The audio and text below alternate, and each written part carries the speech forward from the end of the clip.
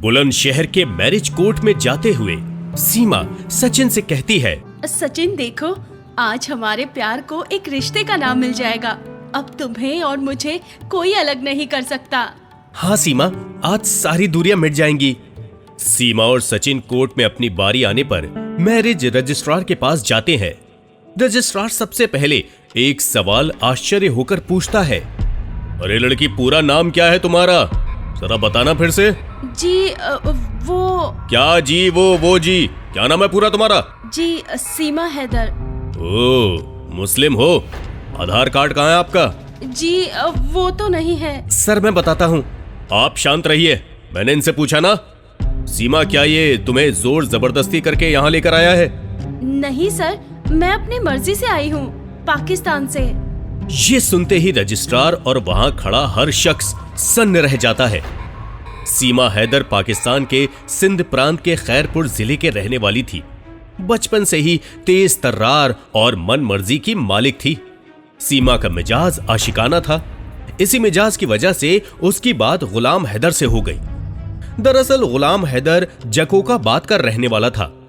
एक बार गलती से फोन नंबर गलत होने की वजह से वो गलती से सीमा के फोन पर कॉल कर देता है और ये गलती सीमा और गुलाम को कब करीब ला देती है पता ही नहीं चलता। अब दोनों घंटों बात करने लगते थे। धीरे धीरे उनका प्रेम और बढ़ता चला गया, परवान चढ़ता चला गया। मगर दोनों के घर वाले बेहद सख्त थे, पर गुलाम सीमा को छोड़ नहीं सकता था। एक फैसला लेना था, वो सीमा को चुने या अपने घर वालों को। वो फैसला लेता है सीमा से भागकर शादी करने का। सीमा भी अपना घर छोड़ देती है और दोनों शादी कर लेते हैं। गुलाम मियाँ, अब तो आप हमारे गुलाम बन गए। अरे पति हूँ तुम्हारा, थोड़ा तमीज से बोलो। अरे मजाक में बोला है मैंने, इतना क्यों नाराज हो गए? पहले तो कभी नहीं हुए। कमबख्त, मुंह बंद कर और ये कपड़े उतार अपने। सीमा को गुलाम का ये रूप समझ नहीं आता, मगर अब उसके पास कोई और चारा नहीं था। वो खुद को गुलाम के हवाले कर देती है। गुलाम की बेरुखी धीरे धीरे बढ़ती जा रही थी। वो बस सीमा को जिस्मानी भूख मिटाने वाली और बच्चा जनने वाली समझता था। धीरे धीरे कई साल बीत जाते हैं और सीमा के 4 बच्चे हो जाते हैं। इसी बीच सीमा को पता चलता है कि हैदर पहले से ही शादीशुदा था। उसके 2 बच्चे भी थे। अब तक इश्क के नाम पर दर्द सहती आ रही सीमा के मन का सब्र टूट जाता है। वो गुलाम के होते हुए भी अकेली हो जाती है। दिन कट रहे थे सीमा के जैसे तैसे। पैसों की तंगी की वजह से गुलाम सऊदी चला जाता है। भले ही गुलाम सीमा से ठीक पेश नहीं आता था, मगर उसके जाने के बाद घर की जिम्मेदारी और बच्चों की परवरिश की चिंता सीमा के सर पर आ गई थी। सीमा की उम्र अभी बहुत कम थी। उसके नए नक्श को देखकर आसपास के लोग दीवाने थे उसके। सीमा भी तन्हाई का इलाज ढूंढ रही थी। 2017 में आए पबजी गेम ने दुनिया में धूम मचा दी थी। हर ओर बस इसी के चर्चे थे।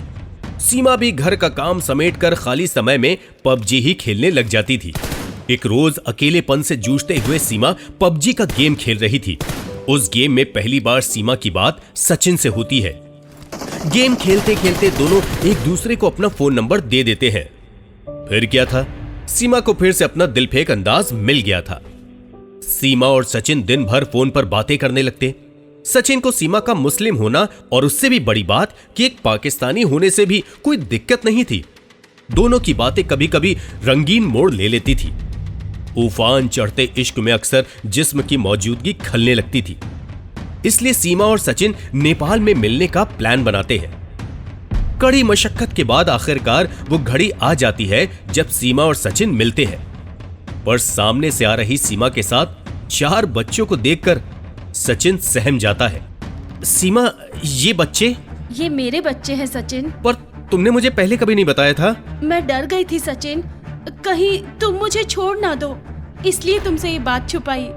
तुम जैसी हो वैसी मेरी हो, मुझे तुम चाहिए हो। बस तुमसे जुड़ी हर चीज से प्यार है मुझे। अब इन बच्चों से भी उतना ही प्यार करूंगा। इतना कहकर सीमा और सचिन एक दूसरे को टूटकर गले लगा लेते हैं। वो दोनों उस रात इश्क को पुख्ता बना देने के लिए जिस्मानी रिश्ता कायम कर लेते हैं। इश्क में होना मुश्किल नहीं, इश्क में जिस्म टकराना एक मुश्किल खड़ी कर देता है। उस रात के बाद सीमा सचिन की दीवानी सी हो जाती है। अब वो सचिन को पाने के लिए कुछ भी कर सकती थी। काफी दिन बीत गए थे सचिन और सीमा को मिले। नेपाल बार बार जाना सचिन और सीमा के लिए मुश्किल था और अब सीमा को ताउम्र के लिए सचिन का होना था।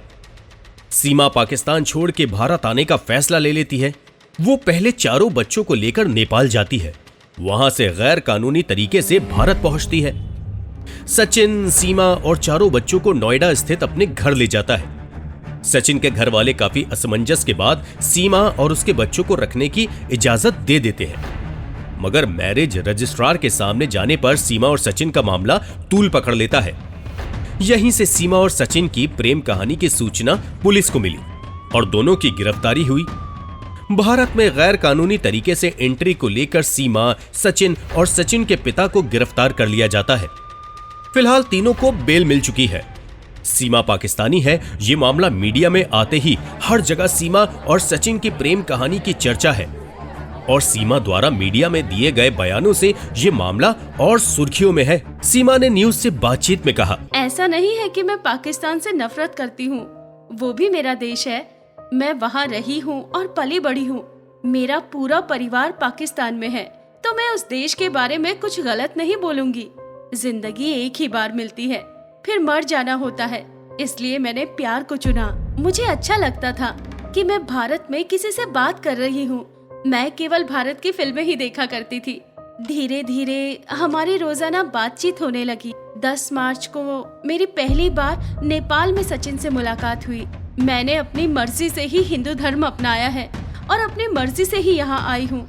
मुझे किसी ने मजबूर नहीं किया। गुलाम हैदर की बच्चों और सीमा को मुल्क वापस बुलाने की मांग पर सचिन ने कहा कि अब सीमा उसकी भी पत्नी है और वो चाहता है कि वो भारत में ही रहे।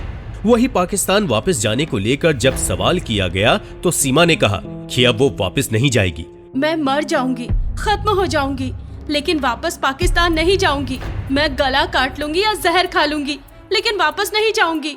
मेरे बच्चे भी यहाँ खुश हैं और मैं भी खुश हूँ।